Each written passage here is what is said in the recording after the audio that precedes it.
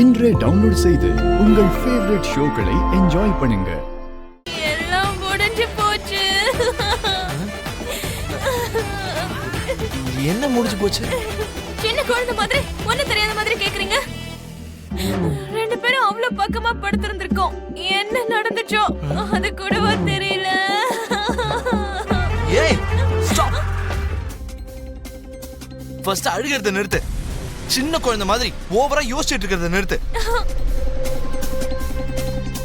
உன்னை காப்பாத்துறதுக்காக தான் அவ்வளவு க்ளோஸா உன்னை புடிச்சிட்டு தூங்க வேண்டியதா இருந்தது. நம்ம ரெண்டு பேரும் ஆல்மோஸ்ட் செத்து போயிருவோம்னு நினைச்சேன் தெரியுமா? லாஸ்ட் மினிட்ல யாரோ வந்து டோரை ஓபன் பண்ணி விட்டுட்டு போயிருக்காங்க. நான் உண்மையிலேயே சாமி தான் நினைச்சேன். அப்போ நீ கான்சியஸ்ல இல்ல. உன்னை காப்பாத்துறதுக்காக நான் எவ்வளவு பதறி போனேன்னு தெரியுமா?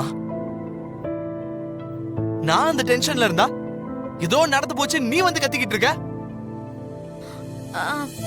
அதாவது நீங்க சொல்றது உண்மைதானா? நமக்குள்ள நிஜமாவே எதுவும் நடக்கல. ஏய் வைத்தியம், உன் மேல சத்தியம். சரி விடு, என் மேல சத்தியம். இல்லனா விடு, எங்க அம்மா மேல சத்தியம்.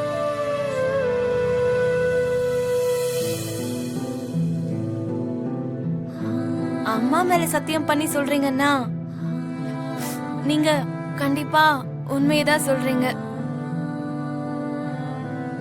நமக்குள்ள எதுவும் நடக்கல.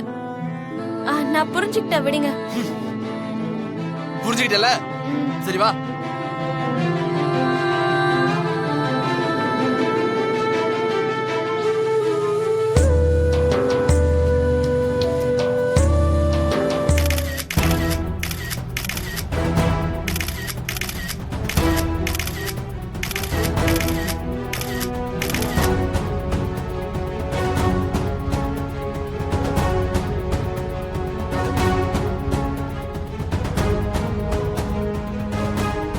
பூமி மேடம், உங்க அப்பாவுக்கும் உங்க பாய் ஃப்ரெண்ட் ககனுக்கும் பிரச்சனை இருக்கிறதா நீங்க கோர்ட்ல சொல்லியிருந்தீங்க இல்லையா?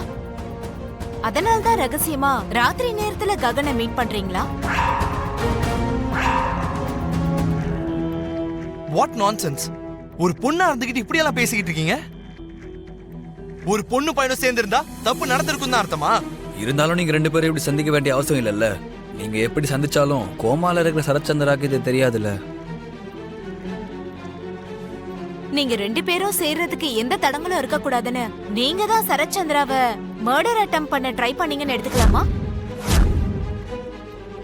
அதாவது சரத்சந்திராவை அட்டாக் பண்ணது நீங்க தான் போலீஸ் தரப்புல சொல்றாங்க. அதுக்கு உங்களோட பதில் என்ன?